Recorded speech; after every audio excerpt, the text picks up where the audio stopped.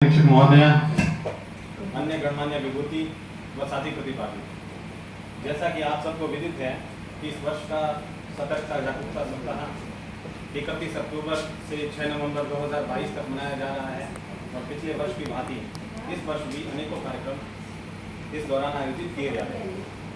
कार्यक्रमों की इसी श्रृंखला में आज हम इस बात प्रतियोगिता के निमित्त यहाँ एकत्रित हुए। यहाँ हमें बात भ्रष्टाचार पर करनी है, तो मैं अपनी बात को 3 हिस्सों में रखूंगा। सबसे पहला कि ये भ्रष्टाचार होता क्या है, इसकी परिभाषा क्या है। दूसरे हिस्से में मैं इसके कारण पर बात करूंगा, जबकि तीसरे हिस्से में मैं इसके निराकरण की बात करूंगा। भ्रष्टाचार होता क्या है, इसकी परिभाषा क्या है। आपको जानकर यह आश्चर्य होगा कि जिस समस्या ने पूरे देश को अपने कब्जे में ले रखा है उसकी कोई परिभाषा ही नहीं है।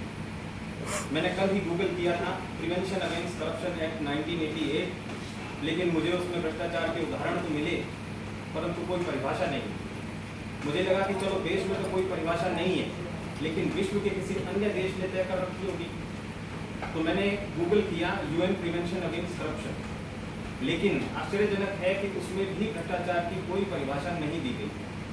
फिर मुझे याद आई ट्रांसपेरेंसी इंटरनेशनल नाम की एक संस्था जो प्रत्येक वर्ष करप्शन परसेप्शन इंडेक्स के आधार पर विभिन्न देशों में भ्रष्टाचार की स्थिति का अनुमान लगाकर उनकी रैंकिंग जारी करती है। तो निश्चित ही उस संस्था ने तो भ्रष्टाचार की कोई डेफिनेशन सेट की होगी, लेकिन उस संस्था ने भी इसकी कोई परिभाषा नहीं बनाई, क्योंकि ये भ्रष्टाचार है ही इतना व्यापक कि इसे किसी एक सूत्र में बांधा ही नहीं जा सकता। केवल पैसे का लेन देन भ्रष्टाचार नहीं है। यदि आप काम करवाने के बदले में किसी को सुविधा या किसी को आश्वासन या फिर उसे कॉन्टेक्ट के जरिए प्रभावित करने की कोशिश करते हैं, तो ये भी भ्रष्टाचार की श्रेणी में आता है। हम में से बैठा कोई शख्स ऐसा नहीं होगा जो इस समस्या से कभी मुखातिब नहीं हुआ। तो ये समस्या देश में इतनी विकराल फैली कैसे? जब इसका कारण सोचता हूँ तो मुझे याद आता है अपने जीवन का एक प्रसंग। ये बात 2007 की है, जब मैं श्री अग्रसेन शिक्षण प्रशिक्षण स्नातकोत्तर महाविद्यालय जयपुर से अपनी बीएड की पढ़ाई कर रहा था। उस कॉलेज के प्रिंसिपल थे डॉक्टर अशोक शर्मा, अपने विषय के प्रकांड पंडित, और उनका पढ़ाने का अंदाज बड़ा लाजवाब इतना कि अन्य अध्यापकों की कक्षा में जहाँ विद्यार्थी कम पड़ जाते थे, सर की क्लास में बैठने के लिए दरी कम पड़ जाती थी। मुझे आज भी याद है पहला दिन। अमूमन पहले दिन अध्यापक आता है, अपना इंट्रोडक्शन देता है, बच्चों से लेता है, लेकिन उनका तो अंदाज ही निराला था। आते ही उन्होंने कक्षा में प्रश्न डाला कि चौथा की बीवी किसी दूसरे के साथ भाग गई, क्यों भाग गई? हम सभी छात्र हैरान, सभी हद ये कैसे सर, और ये कैसा सवाल? किसी चौथा की बीवी किसी दूसरे के साथ भाग जाती है तो इसमें हमें क्या पता? हमने सर से कहा कि कोई कहानी की पृष्ठभूमि तो बताइए ताकि हम उत्तर दे सकें, पर उन्होंने कहा नहीं। उन्होंने प्रश्न यही कहकर दोहरा दिया। अब छात्रों ने तुक्के लगाने शुरू कर दिए कि सर चौथा मारता होगा शायद, इसलिए उसकी बीवी भाग गई। कोई कहा, किसी ने कहा कि सर चौथा उसकी जरूरतें पूरी नहीं कर पाता होगा शायद, इसलिए उसकी बीवी भाग गई। एक ने तो बड़ा ही रोचक उत्तर दिया कि शायद उसकी बीवी को नवीन परिवेश की चाहत रही होगी, इसलिए भाग गई। एक एक करके सभी छात्रों के उत्तर गलत हो रहे थे। हम समझ नहीं पाए कि ये सर हमसे कहलवाना क्या चाहते। इतने में एक छात्र ने कहा कि सर शायद वो एक दूसरे के साथ एडजस्ट नहीं करते। तो सर ने कहा कि हाँ बिल्कुल यही, वो एक दूसरे के साथ समायोजित नहीं हो पाए। और आज हम शिक्षण मनोविज्ञान के एक महत्वपूर्ण घटक समायोजन का अध्ययन करें। उस दिन सर ने बताया था कि समायोजन एक दुधारी तलवार की तरह है।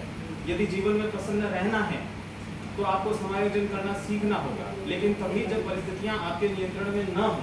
जैसे जेठ की दोपहरी में आप पसीने से तरबतर बेचैन होकर बार बार कह रहे हैं कि गर्मी बहुत है, तो कोई फायदा नहीं है, क्योंकि ऐसा कहने से जेठ की लू बसंत की प्यार में बदलने से तो रही। लेकिन हाँ, भ्रष्टाचार जैसी समस्या के साथ यदि आप समायोजन करने लग जाते हैं तो वो समस्या इसी विकराल रूप में आ जाती है जैसी आज हम देख रहे हैं। आज समाज के एक वर्ग ने समाज के दूसरे वर्ग के साथ भ्रष्टाचार को एडजस्ट कर लिया है। कोई दूध वाला है, वो आरटीओ ऑफिस में जाता है, 500 रुपये अपने लाइसेंस बनवाने के लिए खुशी खुशी घूस दे देता है, और उसी बाबू के घर जब वो दूध वाला शाम को जाता है तो दूध में पानी मिला करके अपने 500 रुपये एडजस्ट कर लेता है। इसी तरीके से कोई डॉक्टर या कोई व्यापारी अपने बच्चे का प्राइवेट मेडिकल कॉलेज में एडमिशन कराने के लिए लाखों रुपए की डोनेशन देता है, तो वही डॉक्टर या वही व्यापारी वो अपने अपने व्यवसाय में उसी प्रकार का भ्रष्टाचार करके उस रकम की वसूली कर लेते हैं। जैसे बाजार में आप मिलावट देखिए, व्यापारी वर्ग किस कदर भ्रष्ट हो चुका है। कोई वस्तु शुद्ध मिल ही नहीं सकती, कोई में शकरकंद मिलाया जा रहा है, मलाई के पत्तों के बीच में ब्लॉकिंग पेपर फैलाया जा रहा है। इस प्रकार से भ्रष्टाचार हमारे देश में फैला हुआ है।